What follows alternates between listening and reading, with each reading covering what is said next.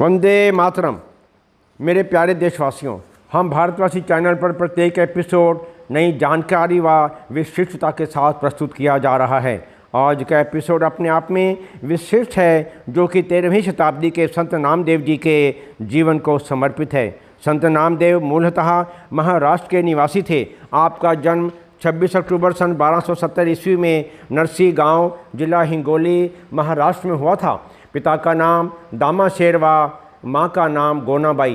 पिता दामाशेर कपड़े सिलने और कपड़े में छपाई का काम किया करते थे। उस समय इस प्रकार के कार्य करने वालों को अनुसूचित जाति का माना जाता था और विशेष रूप से कुछ मंदिरों में पुजारी इन्हें प्रवेश भी नहीं देते थे। संत नामदेव जी ने राम नाम स्मरण कर अपने जीवन का आधार माना। ब्रह्म के अनेक नामों में एक रूपता का अनुभव किया। संत नामदेव की भक्ति का प्रमुख अंग था राम नाम और उनकी भक्ति एकमात्र सत्य ब्रह्म के अनन्य भजन एवं उसके अनवरत तर्पण। संत नामदेव ने विष्णु भगवान की उपासना का मार्ग अपनाया। उनके रोम रोम में विट्ठल बसे हुए थे, यानी भगवान विष्णु जी। संत नामदेव जी के जीवन से अनेक कथाएं प्रचलित हैं। संत नामदेव अपने इष्ट देव के दर्शनार्थ मंदिर में गए, जो कि उनके निवास नरसी गांव से लगभग 35 किलोमीटर की दूरी पर था। औंढा नागनाथ नामक स्थान पर है, जो आज भी सुशोभित है। मंदिर के पुजारियों ने उन्हें मंदिर से निकालकर मंदिर के पिछवाड़े बिठा दिया। संत नामदेव वहीं बैठकर अपने इष्ट का भजन गायन करने लगे।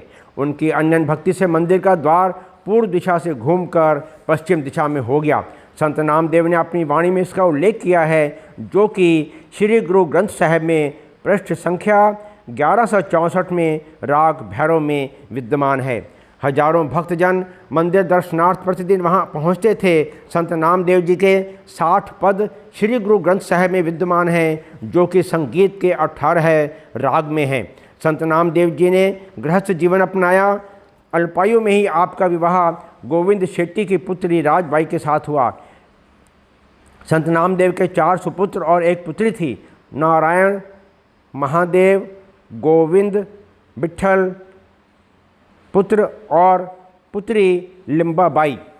ऐसा माना जाता है कि सन 1350 में सांसारिक जीवन पूर्ण करते हुए पंजाब राज्य के गुरदासपुर जिले के घुम्मण गांव में आपने समाधि ली। संत नामदेव जी द्वारा उच्चारित पद श्री गुरु ग्रंथ साहिब में पृष्ठ संख्या 692 में राग धनाश्री में विद्यमान है। प्रारंभिक पंक्तियां हैं, गहरी करके नींव खुदाई, ऊपर मंडप छाए, मारकंडे से को अधिकाई। अर्थात संत नामदेव जी कहते हैं कि हे मनुष्य, क्यों अहंकार करते हो? यह शरीर तो नाशवंत है, समाप्त हो जाएगा। हमारा वास्तविक प्रिय तो परमात्मा है। गहराइयों तक नींव खुदवा के जो महल बनवाए हैं, यह सब यहीं रह जाएंगे। इनका अभिमान नहीं करना चाहिए। मार्कंडेय ऋषि की आयु से भी अत्यधिक आयु में कोई भी जीवन यापन नहीं कर पाया, और मार्कंडेय ऋषि ने तो अपना जीवन साधारण सी कुटिया में ही व्यतीत कर दिया था। कौरवों के पास दुर्योधन जैसे शक्तिशाली योद्धा भाई थे। 48 कोस तक उनकी सेना का फैलाव था। अपनी बादशाहत का अभिमान था, सब नष्ट हो गया। कुरुक्षेत्र के मैदान में उनकी लाशों को गिद्धों ने खाया। रावण जैसे सोने की लंका के कर्णधार महान योद्धा दरवाज़ों पर हाथी सुशोभित थे। आखिर क्या हुआ? सब कुछ एक पल में समाप्त हो गया। इसलिए जीवन में कभी भी अभिमान नहीं करना चाहिए, जो कि बिल्कुल अनुचित है। और यादवों ने तो दुर्वासा ऋषि से मस्खरी करके अपनी कुल को ही समाप्त करवा लिया था। परंतु नामदेव पर ईश्वर की असीम कृपा है कि वह अभिमान त्याग कर ईश्वर के गुण गाता है। देखिए, आप जो स्थान पे आए, भगवान शिवजी का मंदिर बाबा नामदेव जी के चक्की वाला स्थान है, औंढा नागनाथ। और ये भगत नामदेव जी की चक्की है, जो भगत नामदेव जी ने चलाई थी। जब पंडितों ने धक्का मुक्की दी थी, तो उसके बाद में इच्छा के बाबा जी गुस्से नाल बैठे थे, और इसमें से आटा निकाल के साधु संत लाखों बंदे नो बाबे ने लंगर छकाया था। ये बाबे के गुरु विट्ठल जी है।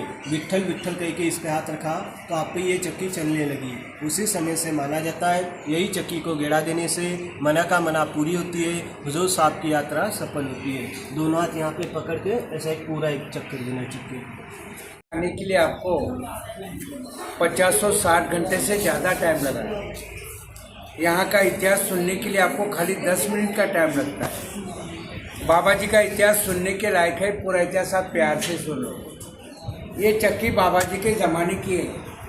उनके हाथ लगी वाली चीज़ है, उसमें कोई बदली वाली चीज़ नहीं है।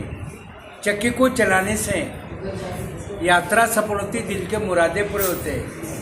इतिहास सुनते सुनते उठ के मत जाना, आपस में कोई बात मत कीजिए, चाह पानी पीना तो बताना।